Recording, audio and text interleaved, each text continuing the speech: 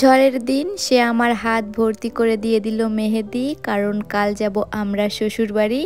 আর ঝড়ের দিন মাংস রান্না করব না তা কি করে হয়, তাই সুন্দর করে রান্না করলাম মাংস। আর কি কি করলাম সেসব নিয়ে থাকবে আজকের ব্লগ। এখন সময় দুপুর 2টার মতো, আর দেখি আকাশে প্রচণ্ড মেঘ, হুট করেই বাতাস শুরু, তারপরেই ঝড়। আর ঝড় শুরু হতেই দেখিয়ে আমাদের ছাদের সব গাছপালাগুলো উলটপালট হয়ে গিয়েছে, আর প্রচণ্ড বিদ্যুৎ চমকাচ্ছে, তবে সেগুলি ভিডিওতে নেওয়া হয়নি। আর এই তো আমরা গিয়েছিলাম ছাদে আমাদের জামা কাপড়গুলি আনতে, আর জামা কাপড়গুলি এনেই ভাবলাম ঝড় হচ্ছে যেহেতু চিকেন রান্না করা যাক, কারণ ঝড় হলে চিকেন খেতে বেশ ভালো লাগে। ভুনা খিচুড়িটা বেশি ভালো যায়, তবে আজ ভুনা খিচুড়ি রান্না করতে ইচ্ছা করছে না, জাস্ট চিকেনটাই রান্না করব। যেই ভাবা সেই কাজ, চিকেনটা ফ্রিজ থেকে বের করে নিয়েছি আর হুট করে রান্নাটাও করে নিলাম। হুট করে বলছি কারণ আজ চিকেনটা রান্না করতে খুব একটা টাইম লাগেনি, জাস্ট 20 মিনিট বা 25 মিনিটের মতো লেগেছে। আর এই তো চিকেনটা রান্না করেই বসে পড়লাম মেহেদি দিতে।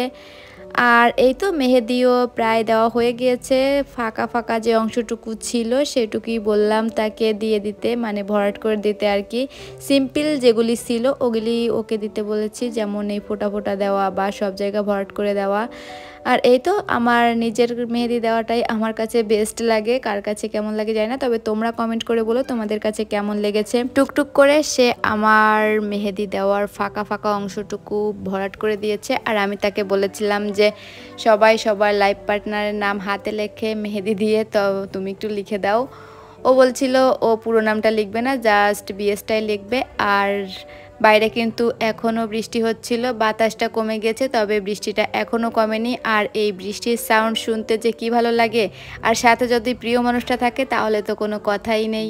আর এই তো সে তো গল্প করতে করতে আমার মেহেদি দেওয়াটা বেশ সুন্দর করে দিয়েছে, তবে তার হাতে কিন্তু অনেক জায়গায় মেহেদি লেগে গিয়েছে। সে আমাকে মেহেদি দিয়ে দিচ্ছিল, আর আমি তাকে বলছিলাম কালকে আমরা শ্বশুর বাড়ি যাব, কি পরে যাব বা কি প্ল্যানিং।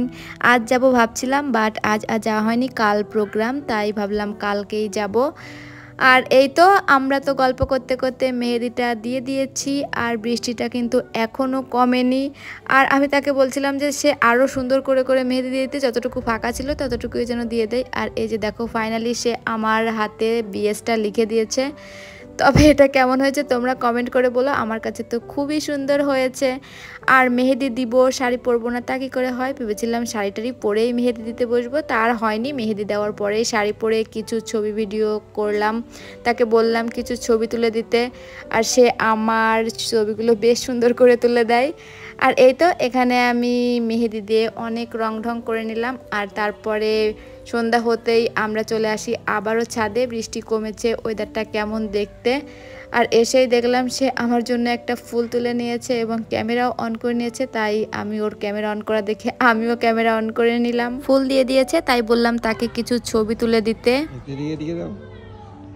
দিকে ঘোরো, বাম দিকে হচ্ছে না তো, বাম দিকে ঘোরো। একটু কাছে চুলগুলো দেখানোর ব্যবস্থা করো, এদিকে ঘুরে চুলগুলো দেখাও, ওই লম্বা চুলগুলো দেখাও। বাহ, কত সুন্দর কথা শুনতেছি। এমনি যদি সবসময় শুনতে কথাগুলো। আমি ভাই নিরীহ মানুষ, আমি তো বেশ সুন্দর করে পোজ দিচ্ছিলাম, বাট সে আমার সাথে এইভাবে প্রতারণা করবে সেটা আমি একদমই বুঝতে পারিনি।